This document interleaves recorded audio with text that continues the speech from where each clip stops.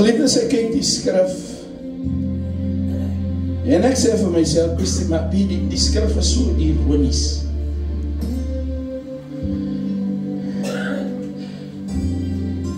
Vir my persoonlik het Jesus die kruisiging geoorwin in Getsemane.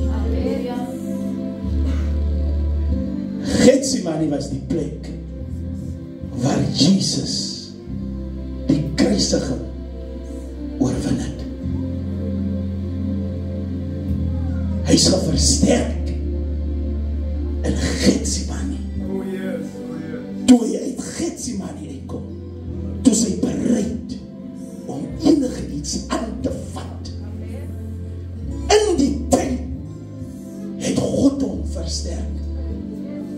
Maar as jy in die boeke van Genesis kyk, dan gaan jy sien, maar dit is in dieselfde, of dit is in 'n tyd waar die duivel die eerste Adam gedoef het. Hy het hom geoorwin in 'n tyd. Hy weet, as jy jou 'n tyd het, laat val in jou. En God bring die tweede Adam en die duivel wag sy tyd onblik.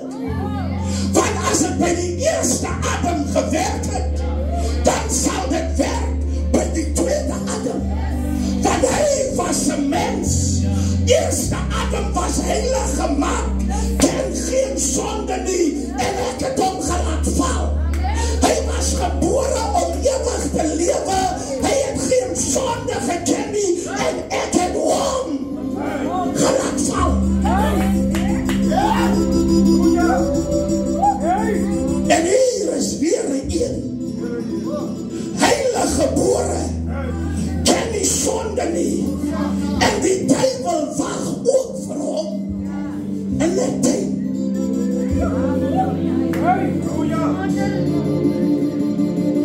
Want as hy by jou voorvader gewerk, sal hy by jou ook werk. Geliefdes, ek moet die noem. En die noem ek vir my generasie en jonger.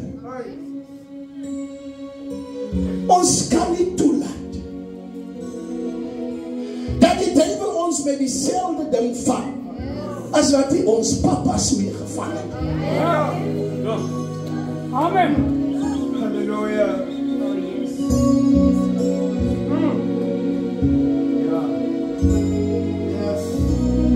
Geliefdes, ek dink as die eerste Adam moes net so nou opgestaan het en jy vra hom, was jy bewus van die skade wat jy so aanrig toe jy die vrug eet? Hy so sê, maar ek het gedink, ek doen, ek het nie geweet is so diep. Soveel miljoene mense moet hel toe gaan terwille van my. As ek kon die ding oor doen, sou ek dit anders gedoen het. Maar hy het sy tyd gehad en sy tyd is verby. En hier kom Jesus. Ten minste het hy die voordeel om te sien wat sy skade het ten sonde gedoen. Hy sien die swaarheid van die wêreld en hier die ding oorwin hy wat sy voorvader nie kon oorwin nie. Die verantwoordelikheid is op ons om beter te doen. Die oomblik ek my pa se swakheid noem, dan weet ek wat sy skade het hy aan my gedoen toe hy my ma slaan. Ek kan nie dat ding oordoen nie. Ek weet wat sy skade het dit aan my gedoen toe ek sien hoe hy opgetel word van die ven en tronk toe gaan. Ek weet hoe voel dit om groot te word sonder 'n pa in my lewe. As jy dit weet, hoekom doen jy dit oor? As jy die skade beleef, dan is die verantwoordelikheid verantwoordelijkheid op jou om die duivel te wen en geskiedenis te herskryf.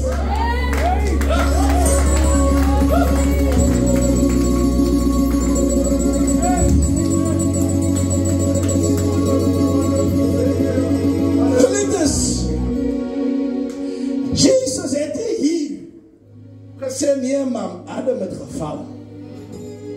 Adam het gesluis. Ek sluis op. Vandaag kan jy mense nie sê bekeer jou nie. Dan verduidelik ek jou van ander mense se tene. Ja, amen. Hoe ander mense vrugte geëet. Ja. Ja, los my, gaan praat eens met Adam. Hy het vrug geëet. Terwille van miljoene, terwille van eerste Adam is miljoene in die hel.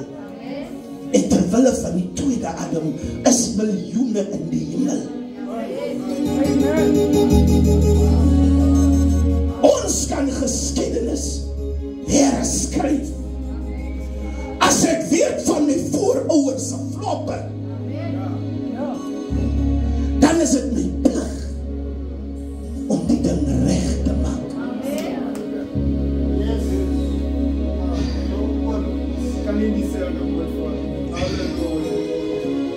As ek so praat, geliefdes, ek sien op die mense se gesigte, het is nou nie so lekker nie, want ek troos nie. Maar ons moet die boodskap gebalanceerd hou, want ons troos en ons maak reg ook. Amen. Want ek weet nie, gaan ek jou weer kry nie, so ek moet maar so wil hy enetjie hier ingooi. Amen. Amen.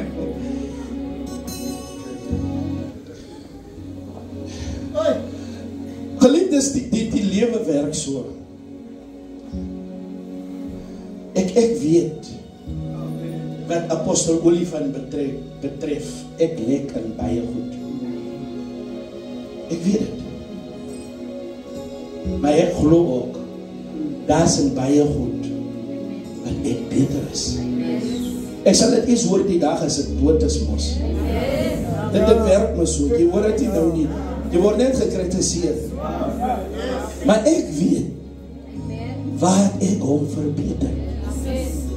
Ek weet het vir 'n feit. Niemand hoef dit vir my te sê. Amen. Ek kyk so die kinders as hulle praat oor die fone wat nog moet kom. Het jy gesien hy dit by? As hulle praat oor die nuwe Mercedes-Benz wat nou, hulle sê altyd, het jy gesien, ek hoor hy praat. Ek hoor hy het altyd goed by.